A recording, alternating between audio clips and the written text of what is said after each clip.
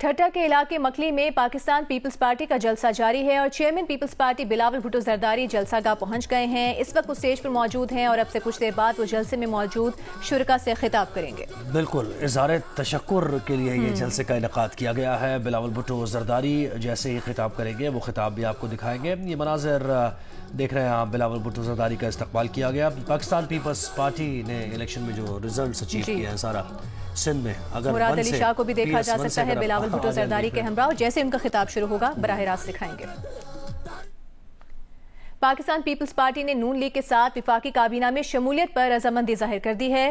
ذرائع کا کہنا ہے کہ پیپلز پارٹی وفاق کے ساتھ پنجاب کابینہ کا بھی حصہ بنے گی اور پنجاب میں پیپلز پارٹی کو 2 یا 3 محکمے ملنے کا امکان ہے۔ ذرائع نے یہ دعویٰ بھی کیا ہے کہ پیپلز پارٹی اور نون لیگ کے درمیان بلوچستان میں بھی مل کر حکومت بنائی جائے گی۔ وزیر اعلیٰ بلوچستان پاکستان پیپلز پارٹی کا ہوگا۔ صدر اور اسپیکر قومی اسمبلی کے عہدے پیپلز پارٹی کو ملیں گے۔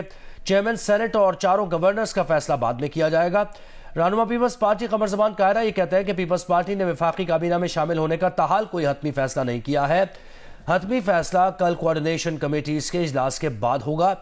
رہنما نون لیگ اسحاق ڈار نے جیو نیوز سے گفتگو میں کہا کہ کوشش ہے کہ حکومت سازی کے مذاکرات جلد مکمل کر لیں۔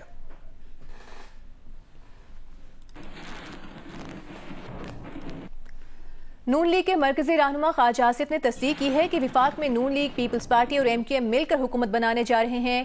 سیالکوٹ میں گفتگو کرتے ہوئے خواجہ آصف نے کہا کہ نون لیگ اور پیپلز پارٹی کے کل ہونے والے مذاکرات میں ڈیڈ لاک دور ہو گیا ہے۔ یہ تو صاف نظر آ رہا ہے کہ MQM، پیپلز پارٹی اور PMM مل کے حکومت بنائیں گی فیڈرل گورنمنٹ میں۔ کل شام کو کہتے ہیں کہ پیش رفت کچھ ہوئی ہے، مجھے اس کی تفصیل معلوم نہیں ہے کیونکہ میں اس پروسیس میں نہیں انوالوڈ ہوا۔ پیش رفت ہوئی ہے، کل رات گئے، جو اعلامیہ یا جو بات چیت ہوئی ہے اس میں انہوں نے کہا ہے جی کہ ہم کسی سولوشن کے قریب پہنچ گئے۔ کراچی میں میجورٹی جو ہے کراچی میں ان کو ملی ہے، باوجود اس بات سے کہ وہاں بھی دھاندلی کے الزامات لگے ہیں، لیکن ان کی میجورٹی وہاں پہ MNA جو ہے ان کے اکثریت ہے، جس سے یہ ظاہر ہوتا ہے کہ کراچی نے ورڈکٹ جو ہے وہ MQM کے حق میں دی ہے۔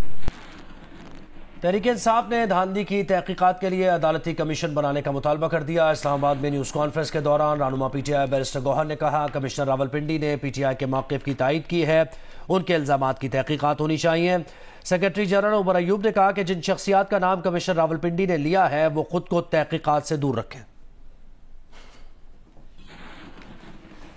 پاکستان تحریک انصاف باضابطہ مطالبہ کرتی ہے کہ اس پہ جوڈیشل کمیشن بنے اور اس کی انکوائری ہو، اور نہ صرف یہ کہ پوری انکوائری ہو لیکن جو لوگ ہیں ان سب کو شامل تفتیش کیا جائے، اور ان سارے لوگوں کو شامل تفتیش کرنے کے بعد جو رپورٹ وضع کیا جائے وہ رپورٹ عوام کے ساتھ شیئر بھی کیا جائے۔ اس معاملے کا سمپل حل جو کمشنر راولپنڈی نے کہا، فارم 47 فل فور ایشو کیا جائے اوریجنل، جس پہ پاکستان تحریک انصاف کے نمائندگان اور امیدواران کامیاب ہوئے تھے، ان کو الیکٹڈ ڈکلیئر کیا جائے۔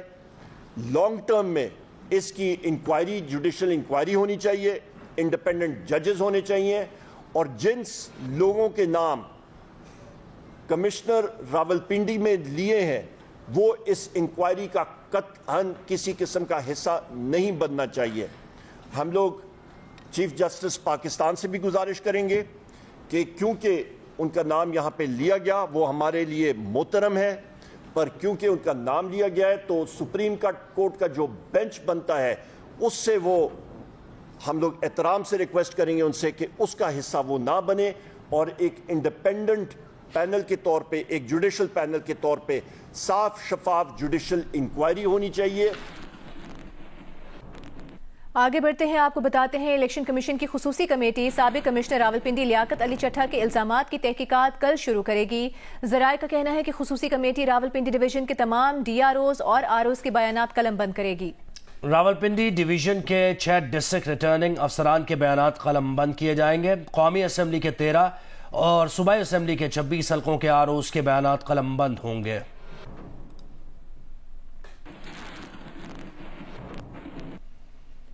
الیکشن کمیشن نے رہنما پی ٹی آئی اور نامزد وزیر اعلیٰ خیبر پختونخوا علی امین گنڈاپور کی کامیابی کا نوٹیفیکیشن تاحال جاری نہیں کیا ہے۔ غیر حتمی نتائج کے مطابق علی امین گنڈاپور 8 فروری کے الیکشن میں NH44 اور PK 113 ڈیرہ اسماعیل خان سے کامیاب ہوئے ہیں۔ قومی اور صوبائی کامیاب امیدواروں کے نوٹیفیکیشن میں علی امین گنڈاپور کا نام اب تک شامل نہیں ہے۔ نامزد وزیر اعلیٰ خیبر پختونخوا علی امین گنڈاپور کا کہنا ہے کہ سانحہ 9 مئی تحریک انصاف نے نہیں کیا۔ 9 مئی کے واقعات کی تحقیقات ہونی چاہیے۔ پشاور میں سینئر صحافیوں سے گفتگو میں علی امین گنڈاپور نے سوال کیا کہ اگر کچھ PTI کے حامی حساس تنصیبات کی طرف گئے بھی تھے تو انہیں روکا کیوں نہیں گیا؟ اور جس نے پریس کانفرنس نہیں کی صرف اسے ہی پکڑا جا رہا ہے۔ سب کو ان باتوں کو چھوڑ کر اب آگے بڑھنا ہوگا۔ علی امین گنڈاپور نے بتایا کہ ان کے خلاف لاہور، میاں والی سمیت 9 اضلاع میں FIRs درج ہیں۔ اگر ان کی گرفتاری سے پاکستان کا فائدہ ہوتا ہے تو وہ تیار ہیں۔ اس کے ساتھ ساتھ خبر یہ بھی کہ نامزد وزیر اعلیٰ خیبر پختونخوا علی امین گنڈاپور کی زیر صدارت PTI خیبر پختونخوا کی پارلیمانی پارٹی کا اجلاس ہوا ہے۔ ذرائع کے مطابق اس اجلاس میں PTI کے نومنتخب MPAs کو 1 ہفتے پشاور میں ہی رہنے کی ہدایت کی گئی ہے۔ پارلیمانی پارٹی کے اجلاس دوسری جماعتوں کے ساتھ اتحاد کا معاملہ بھی اس میں زیر غور آیا ہے۔ اجلاس میں شریک ارکان نے PTI پارلیمنٹیرینز میں ضم ہونے کی مخالفت کی ہے۔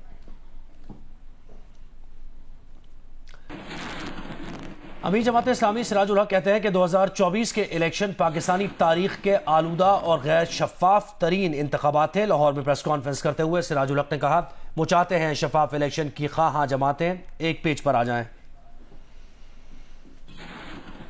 ساری دنیا میں جہاں الیکشن ہو جائے پھر ملک میں استحکام اور ایک پرامن ماحول لوگوں کو نصیب ہوتا ہے، لیکن پاکستان واحد ملک ہے جہاں الیکشن کے بعد انتشار اور فساد میں اضافہ ہوتا ہے۔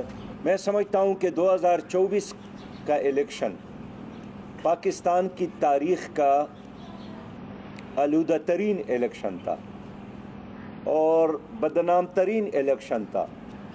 سب سے پہلی بات تو یہ کہ جو مردم شماری ہوئی ہے وہ بھی غلط تھی۔ تمام متاثرین کے ساتھ سیاسی رابطے بھی کر رہے ہیں اور چاہتے ہیں کہ تمام وہ سیاسی جماعتیں جو ایک شفاف الیکشن کی خواہاں ہیں وہ ایک پیج پر آ جائیں، ایک موقع پر آ جائیں۔ جماعت اسلامی دانلی کے خلاف 23 فروری کو پشاور میں احتجاج کر رہی ہے۔ 25 فروری کو سیو دی ڈیموکریسی کانفرنس اسلام آباد میں بلا رہی ہیں۔